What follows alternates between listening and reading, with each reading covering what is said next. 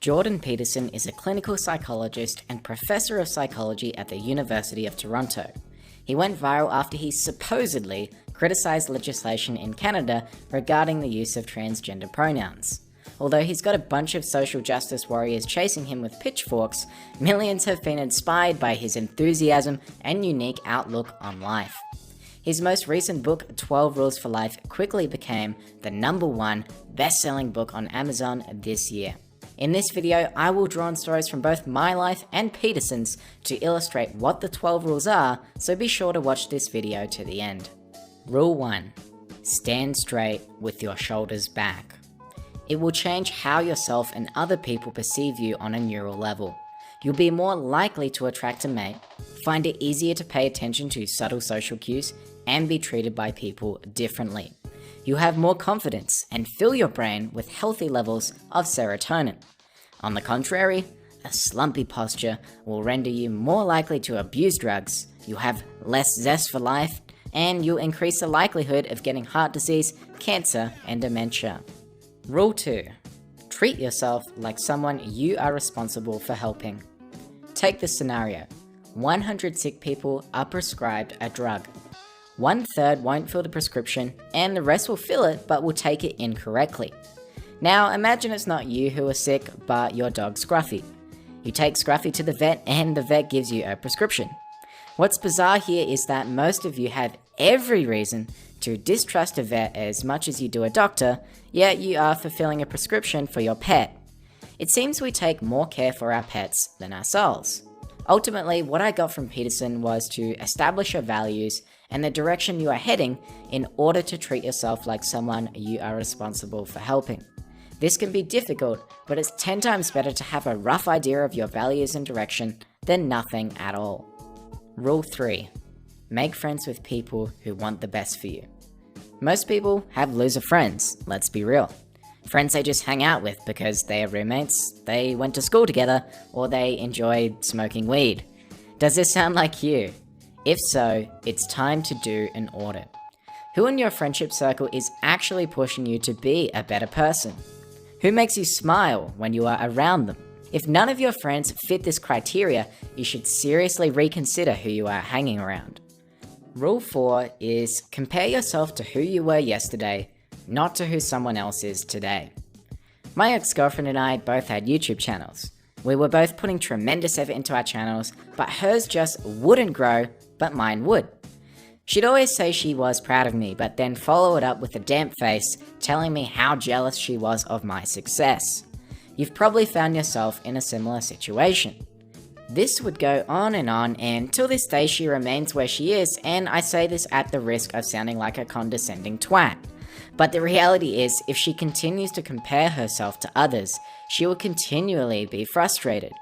What I found helps is just realizing that there will always be someone doing better than you. So why on earth would you waste your time comparing yourself? Rule 5. Do not let your children do anything that makes you dislike them.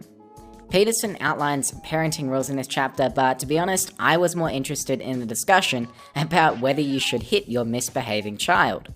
Picture this. You walk into your living room and see little boy Jimmy prodding a fork into the electrical socket. You shout, "Jimmy, stop that!" He doesn't stop. "Jimmy, stop that right now!" He doesn't stop. So what do you do? Well, the answer is simple according to Peterson. Whatever will stop it fastest, within reason. Because the alternative could be fatal. In this scenario, a slap in the face may be justified, if that's what it takes. What do you think? Comment your thoughts below. Rule 6. Set your house in perfect order before you criticize the world. Nihilism. You know, the belief that everything is fundamentally meaningless. Now, I struggled immensely with this last year to the point of stuffing myself with 7 Mars bars a day and abusing an opiate-like substance called kratom. I saw absolutely no reason for this channel to exist, let alone for myself and the world to exist. It was too much to bear, but thankfully I made it out. And now I see the 6 months of existential anguish as one of the best things that has ever happened to me. So before we criticize the world, Peterson suggests you start to stop doing what you know to be wrong. Rule 7. Pursue what is meaningful, not what is expedient. Pursue pleasure, lie, cheat, steal, deceive, manipulate, but don't get caught. In an ultimately meaningless universe, what possible difference could it make? That's what it means to be expedient, and to this, Peterson is opposed. He arrives at this conclusion based on a lengthy analysis of the works of Dostoevsky, Nietzsche, the Bible, mass shootings, and more. There may be no inherent meaning for your existence, but you can make your own. Rule 8. Tell the truth, or at least, don't lie. Picture this. You are a medical student and you walk into a hospital with your instructor along with 8 other students. You are here on an expedition. You pass the mental health ward, and as you do, a schizophrenic patient approaches. In a childlike manner, she asks you, "Why are you all standing here? What are you doing? Can I come along with you?" So what do you say? Nobody wanted to say anything that may have come across as a rejection to a potentially volatile and already hurt patient. But nobody wanted to say yes either. Peterson faced this exact scenario, and he ended up telling the truth. He said there were new students training to be psychologists, and she couldn't join for that reason. She looked hurt, but only for a moment. She understood and moved on.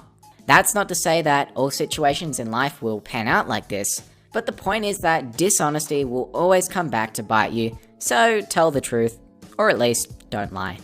Rule 9. Assume that the person you are listening to might know something you don't. You'd be surprised what you can learn by shutting up and truly listening.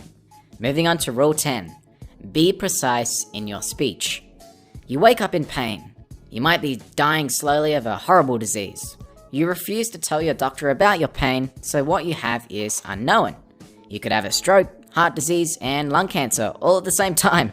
Who knows? But if you talk to your doctor, all those terrible possible diseases will dissipate, likely into one disease or perhaps even nothing. But you'd only know this if you were precise in your speech, which is telling your doctor in this case. For me, this lesson is most effectively applied by writing your thoughts on paper, especially when it's about something that is bothering you, such as an issue in your intimate relationship. Rule 11. Do not bother children when they are skateboarding. I believe the following quote sums up this rule perfectly. When the boys were spinning donuts, they were also testing the limits of their cars, their ability as drivers, and their capacity for control in an out-of-control situation. When they told off the teachers, they were pushing against authority to see if there was any real authority there, the kind that could be relied on, in principle, in a crisis. When they quit school, they went to work as rig roughnecks when it was 40 bloody degrees below zero. It wasn't weakness that propelled so many out of the classroom where a better future arguably awaited. It was strength. And the final rule, pet a cat when you encounter one on the street. Ginger is a cat that lives across the street from Peterson. Ginger waltzes across the road to play with Peterson's dog, Sicko. Peterson pats Ginger. Now it's moments like these that give the bad days a little extra light. Small opportunities like this may confront you from time to time, but only if you pay careful attention. Don't be afraid to go out of your own way and indulge in these pockets of light to give yourself a break from the absurdity of existence.